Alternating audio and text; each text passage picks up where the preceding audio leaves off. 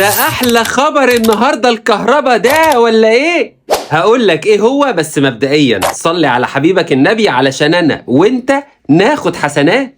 النادي الاهلي علشان هو افضل منظومة رياضية في افريقيا والشرق الاوسط، ولسه باقي على كهرباء هيكتفي بس بالعقوبة اللي صدرت ضده قبل كده، ومفيش اي نية لاي عقوبات تاني يا غالي. خصوصا ان كهرباء احترم قرار مجلس الادارة والتزم كمان بالتدريبات اللي كانت بتتبعت له على الواتساب هنا في القاهرة. من الاخر يا برنس، كهرباء هيعتذر رسميا لمجلس الادارة وللجهاز الفني، وهيتمرن بصورة طبيعية جدا مع الفريق استعدادا لمباراة الاهلي والعين الاماراتي.